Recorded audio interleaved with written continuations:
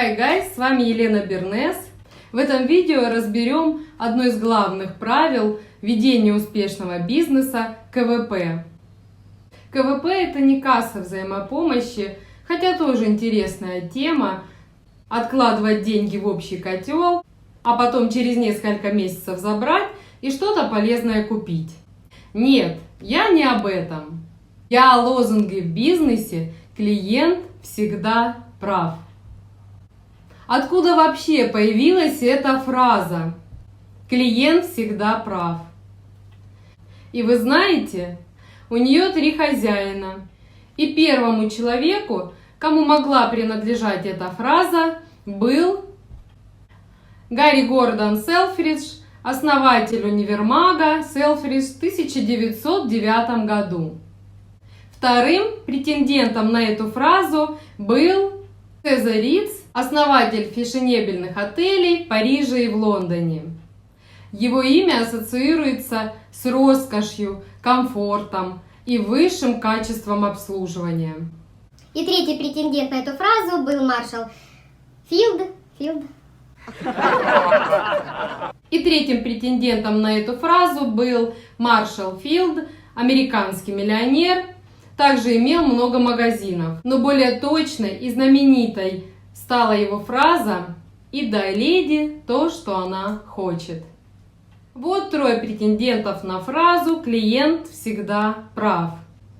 Но есть еще один человек, кому явно могла принадлежать эта фраза. Это Элсворт Статлер, один из самых выдающихся представителей гостиничного бизнеса. Он всегда заботился о комфорте своих клиентов и один из первых ввел правило вешать в гостинице большое зеркало, также лампочки над кроватью и выключатель рядом с дверью. В каждом его номере был водопровод, ванна и туалет. Он первым стал нанимать на работу женщин и вел в гостиничный бизнес униформу. Цель Статлера была предоставлять услуги лучшего обслуживания в мире, что у него успешно и получилось. В 1920 году Статлер стал обладателем самого большого состояния в Америке. Ему точно фраза «клиент всегда прав» могла принадлежать, так как у него больше всего, чем у других, прослеживается особое отношение к клиентам. А если и не его фраза, то, по крайней мере, он лучше всего ее применил в действии. О чем говорит эта фраза «клиент всегда прав»? Клиентов эта фраза убеждает в том, что они получат хорошее обслуживание. А работникам эта фраза говорит о том, что они должны предоставить клиентам это обслуживание. Кто вообще эти клиенты, которые всегда правы? Слово «клиент» появилось очень давно, еще в Древнем Риме. В Древнем Риме клиентами называли людей, которые зависели от патронов.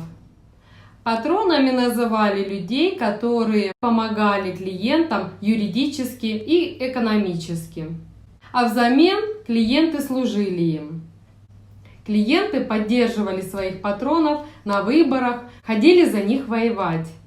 Но они не являлись рабами, они могли быть и земледельцами, и ремесленниками. Но при заключении договора с патронами служили им. В настоящее время слово «клиент» имеет другое значение. Первое – это лицо, которое пользуется разными видами услуг и товарами. Это услуги адвоката, нотариуса и банковские услуги. Второе – это посетитель, заказчик. А знаете, когда отмечается День клиента? В 2010 году предприниматели России и Латвии предложили сделать 19 марта Днем клиента. Их поддержали во всем мире, и теперь 19 марта является Днем клиента. На сегодняшний день многие пытаются спорить с фразой «клиент всегда прав» и утверждают, что не всегда правы клиенты. Да, возможно.